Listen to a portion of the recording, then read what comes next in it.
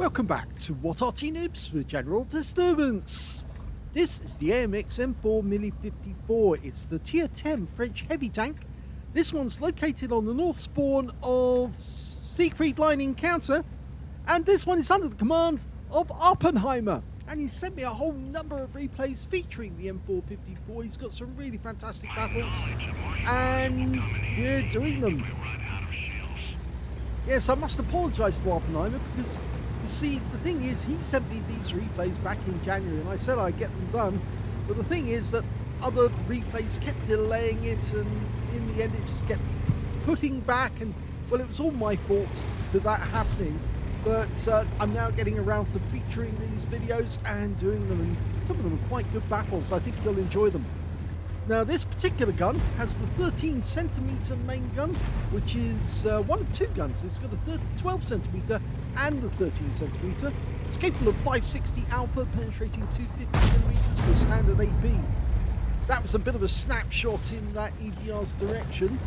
There was some heavy metal in the town for him to deal with.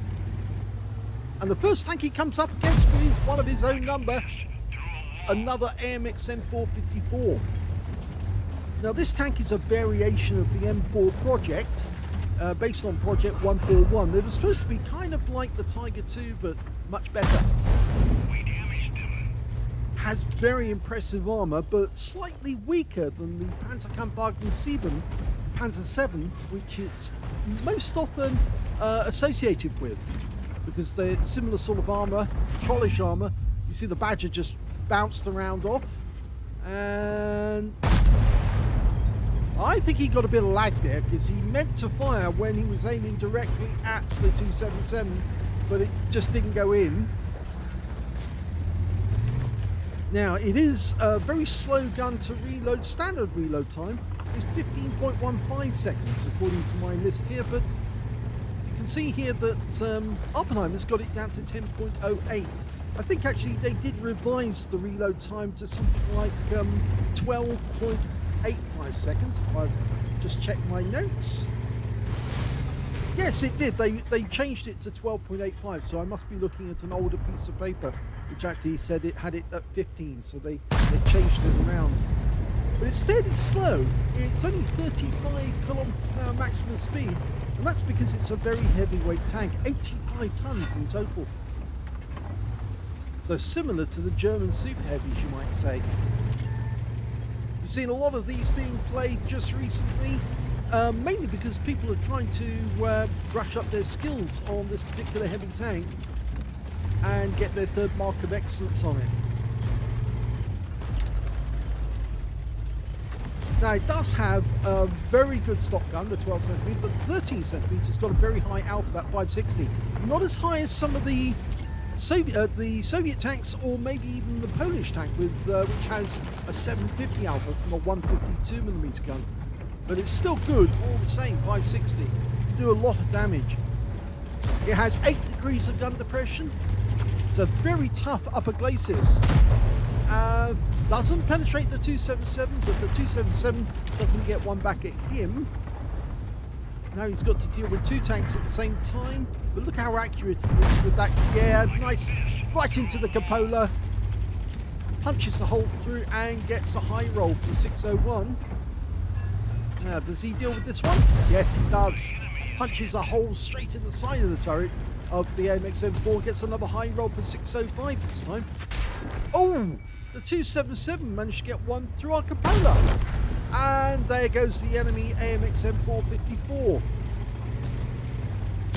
Yes, you can see it was a heat round. It went right through the cupola, and he punches around into the 140 for 595. That's a high roll. 277's trying to come around behind us and hit us in the rear, but Awppenheimer's not having anything of that. In fact, he's trying to tempt the guy to do it, and he did. He fired into our rear, but now he's going to feel the wrath of that 13cm gun, because he'll just punch straight through the upper plate, and he gets a high roll for 593. He's begging this guy to come round and have a go if you think you're hard enough, and of course he will, and he punches another hole back. He's beating him by sheer numbers, and even if he's face grappling, it's not going to help the 277, because Awppenheimer will take him out just like that. And so he's got a healthy amount of damage now, 4,370. Now there's a Foch 155 just down there. He goes for the mission port, gets it. In fact, he gets a low roll for 498 out of that one. There's another Foch in the field. You can see that on the mini-map. He's going for this Foch again, though. And he takes him out the game. Okay, there's a couple of enemy tanks alongside that Foch in the town centre at the moment. It's interesting about going after the ones in the field. But we've got enough tanks coming in from the field now. So I think he's changed his mind. He's going to go after the 60 TP and the Object 140. Now the 60 TP, as I said, it's got a big 152mm gun, capable of 750 alpha. And there's an E4 there as well. He's got the 155mm gun. He doesn't really want to get hit by either of those two, but if he times it correctly with this Progetto 65, he should be able to really hurt this guy. Here he comes. There's the one nice hit. It's a high roll for 606. The guy comes out. He wants a piece of us. And he goes for the Progetto instead, finishes him off, and we finish him off, and that's the end of his game. Okay, so now it's just two left. The E4 and the Object 140. Okay, he's around the corner. We know the E4 was just seen a short distance away. There he is. Okay, can we get a shot? Just, oh, that dug into the turret, but it didn't actually go through. He's just trying to angle it to get it right. Don't fire. Wait, hold it. You obviously didn't want that one to dig in and get a bad shot. Goes to the engine, and he gets his kill. So 4 kills now for Awppenheimer. Just under 7k of damage. He's really been dominating this game, and there's only the Object 140 left on the enemy team. But that's a fast medium, so the question is, where the hell is he? Oh, he must be near. He just spotted us. The question is, where is he? His cam must be much better than ours, because we didn't see where he was. We've been spotted again. Surely that means he is out in the field somewhere. He must have just gone over the ridgeline as we came up over the top, and we just couldn't see him. The Guerrilla's going to go ahead and scout for us, I think. There he goes. Now the 140 can't do much damage to Awppenheimer, and basically he has a potential high caliber already out of this game. It's just really to finish off in style and take out that last one and get 5 kills if he can. He's a bit slow to chase a 140, but it's all that heavy metal really that he's carrying around with him. Yeah, he's just checking what the 60 TP is doing. I don't think the 140 is hiding. I think he's racing around the battlefield somewhere, and I think he's down the south. In fact, that's what they've indicated. They said, have a look in the south. They think he's down there. He must have zipped through around the castle, around the entrance gates rather, I should say. And he must be somewhere down here. He can't go back into the city. We've got the strip capping at the moment. So he knows he's going to have to wait until the strip gets to a sufficiently high number of cap points before he can dive in and get a defender medal. The question is, will we discover where he's got to? He could be hiding anywhere in this area. It's almost certainly that he is somewhere around here.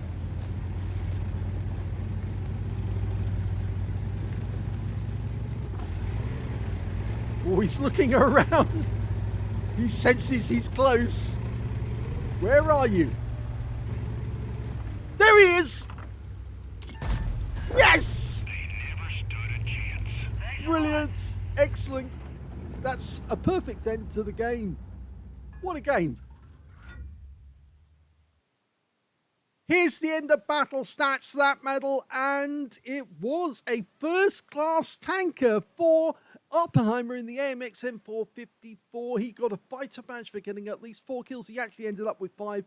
one short of getting a top gun and one short or 1/3 of the enemy team. He got a 5 for effect for doing more damage than the hit points for his own vehicle, a bruiser medal for getting at least 5 critical hits. In fact, he got 8. And of course, yes, he did get the high caliber in the end for dealing the most damage in that game. His win rate was 8,013, which is Super Unicum standard. Let's have a look at team score and see where he was on the table. Well, he easily beat everyone else. In fact, the only tank who got close to him was the 60 TP on the enemy team. Awppenheimer got 7,264 hit points out of that game. The second highest damage was the 60 TP with 5,338. And the third highest damage was the 140 at the end. Yes, he was a good player. 4,275 hit points of damage went to him. When it went to kills, yep, he got that one too. 5 kills for Awppenheimer, 4 kills for the 60 TP, 3 kills for the EPR 105 on his own team. And when it came to base XP, yes, he's got that one. In fact, he's the only player to get over 1,000 base in the game. He got 1,327. The next highest scorer being the EBR 105 with 942. And the Object 277 on his own team managed to get 903 base. And he also picked up a Confederate in that game for hitting more of the enemy than anyone else on his team. Let's have a look at detail. Awppenheimer fired 20 rounds in that game. You actually get 30 rounds in total, so he only used 2/3 of his ammo. 16 direct hits on the enemy, 14 penetrations, damage of 7,264 hit points, all of it done at close range. 5 hits received from the enemy, 3 of them penetrated, 2 non-penetrations, 970 hit points of damage blocked by armor. 6 enemy vehicles were damaged, 5 were killed, and he got 177 hit points of damage assistance. He earned 90,635 credits to the battle, 45,317 from personal reserves, 110,308 for mission completion, and 246,270 credits altogether. But after repair, ammunition, resupply, and consumables, and yes, he did fire a lot of premium ammo in that game, he still came out with a profit of 116,406 credits. He got 7 bonds because, of course, that was tier 10, and 1,990 XP for the battle, 4,978 for mission completion, and 1,990 from personal reserves, took away 8,959 experience points altogether. So, yes, as I said, this is going to be a series of videos featuring the AMX M4 which was being very heavily played by a lot of players, a lot of the top players, just recently because they were trying to 3-mark it. Let's have a quick look at the armor profile for this beast. Yes, now, don't let that deceive you. It is very, very strong. You might see all that orange and think, oh, that's not very strong. But look at that. The effective armor is 300 millimeters on the upper plate. It's only actually impacted armor 220, but it's so nicely angled that the shells are literally going to dig in and, well, they're not going to get through. Same at the front here. It's only 310, slightly bigger. The lower plate, well, again, that's very deceptive because you look at it and you think, oh, that must be weak. No, it's not. It's almost as strong as the upper plate. In fact, if not stronger, 320 millimeters. You're looking at, from this angle, if I angle it just slightly from the same angle as the gun, you can actually see it goes down to about 290. So maybe I was over angling it, but you can see it's almost a certain ricochet. If you fire straight down, if you're face grappling with this tank, you're almost likely to bounce the rounds off it. Now, the weak spots on this tank are effectively the cupolas, which you can get a shell in because there's 100 millimeters of armor there, effective armor 180 or thereabouts because it's nicely angled, and the same on this cupola, which is the one that the 277 aimed for. You got 100 millimeters of impacted armor, but 175 effective. So if you can aim for that top of the turret there, you might be able to get the cupolas. You'll ricochet off the effective armor on top there because although it's impacted armor 60 millimeters, you're not really going to overmatch that because you'd need an 18 centimeter gun to overmatch it. So only Death Stars and Heshbons need apply to actually try and do that.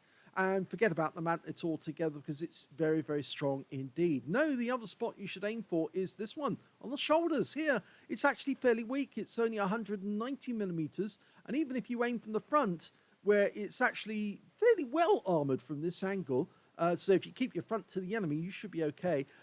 Impacted armor, 150, but with the angling, turns out to be about 307. But if the guy angles in the slightest, like this, you can see it all goes all the way down to 185. So, you know, you really don't want to angle on this tank if you can help it, because it actually also exposes the weak area on the side. Now, that guy that he was firing on was offering us the side of his turret. And you can see the side of the turret is actually very easy to penetrate because it's fairly weak. So that guy who was playing his M4 right down the main road of the castle, or the city rather, was actually playing it wrong, because he effectively had an enemy on his flank and he was allowing Awppenheimer to plaster rounds right through that turret, making it no problem to take him out of the game.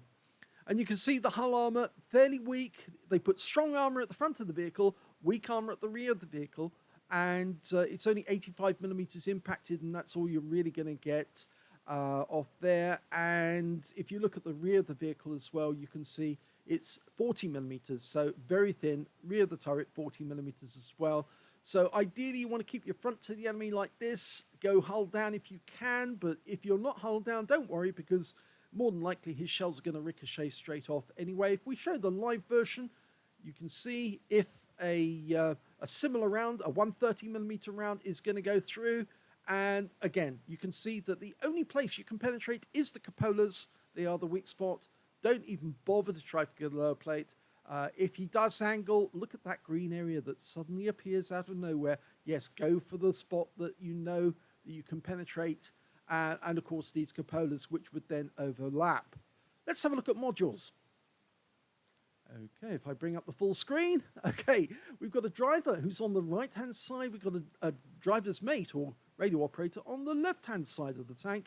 Up in the turret, we've got the commander in the one at the back, the TC, and the gunner is in the one slightly ahead of him.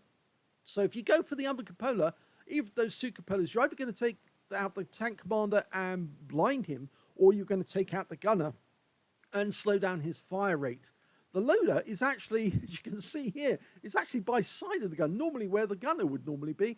And he's shoveling those 13 centimeter shells into the breech. And you can see where the ammo racks are underneath the main cupola, or the main cupola, the main turret basket, you might say there. And he's got a ready rack right next door to him. And he's shoveling the shells in from there, but I presume he has to go down into the hull if he wants to get more shells out. And at the rear, it's an unusual configuration, because we have got the engine in the center as we would normally expect, and the transmission behind it, but the fuel tank is actually directly behind the engine, which is something you normally see on German tanks. And there's another little fuel tank, as you can see down here, just right next door to the engine as well. So unusual configuration, but if you hit the rear of the vehicle, you should be able to get a fuel fire. If you want to get through the side of the vehicle here, which remember, that's fairly thin armor, about 85 millimeters. You've got that big ammo rack there, so you should be able to get him that way. But as Awppenheimer showed you, you can punch shells straight through the side of the turret in this area if you can get him. And if you can't get him, then you punch shells through that shoulders area. And if we can see the shoulders area, it's around about there. And look what's behind it. An ammo rack. Yes, so if you do get the shells through that shoulder piece, then you're probably going to get in contact with something that might go bang. So that's something to look forward to. So that is the AMX M4 modules. So as I said, this is the first of a number of replays we've got featuring Awppenheimer in the AMX M4. Some pretty good battles. It's well worth watching them just to see how he played this thing back in January.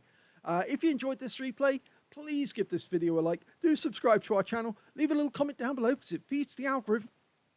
And thank you for watching.